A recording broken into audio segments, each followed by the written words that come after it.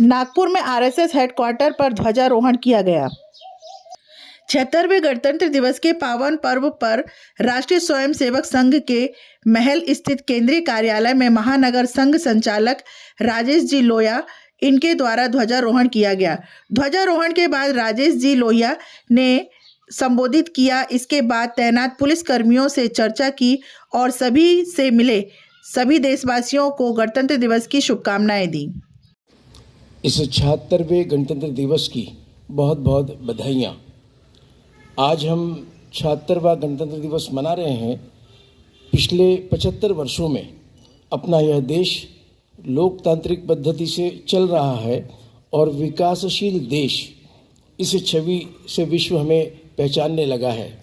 संविधान हमारे देश का सर्वोच्च कानून है जो हमें समान अधिकार और स्वतंत्रता तो प्रदान करता ही है, साथ में हमें कर्तव्य का बोध भी कराता है। भारत दुनिया में एक मजबूत राष्ट्र के रूप में पहचान भारत को बनानी है तो यह सिर्फ संविधान में प्राप्त अधिकारों की चर्चा या आंदोलनों के मात्र नहीं होगा, तो हमें संविधान में बताए हुए कुछ कर्तव्यों और अपने हिंदू परंपरा से आए हुए कुछ कर्तव्य, इनका चाहे वो व्यक्तिगत हो, सामाजिक हो, पारिवारिक हो, इनका कठोरता से पालन करने से ही यह पहचान बनेगी। हम अपना भविष्य तभी बदल सकते हैं जब हम अपनी आदतें बदलें। हमारी बदली हुई आदतें ही हमारा तथा देश का भविष्य बदल सकती है। कौन सी आदतें बदलनी होगी, इस पे नित्य नियमित विचार करना होगा। देश का छोटा सा कानून, सड़क पर चलते वक्त जिसका पालन हो, वहाँ से लेकर कर का भुगतान समय पर हो, इसकी चिंता, यह कर्तव्य हमारा है, उसका पालन करना होगा। स्वच्छता रखना, पर्यावरण का संरक्षण करना, निजी जीवन में यह मैं कैसे कर सकता हूँ, इसकी हर वक्त चिंता करना। संविधान में लिखा है देश की सुरक्षा, इसका कर्तव्य भी हर नागरिक का है, परंतु यह सिर्फ सेना में भर्ती होकर ही होगा ऐसा नहीं है। तो जिस बस्ती में हम रहते हैं वहाँ पर सजग रहें। कोई संदिग्ध गतिविधि है, उसमें कोई लिप्त व्यक्ति है तो उसकी जानकारी प्रशासन को देना।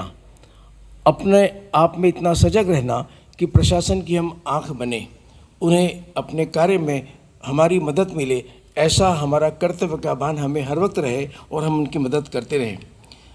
अच्छे परिवार की निर्मिति, उसमें संस्कार और समाज में अपने संबंधों के प्रति संवेदना और उनकी मदद और सेवा भाव, ऐसे गुणों की निर्मिति का स्थान परिवार ही है।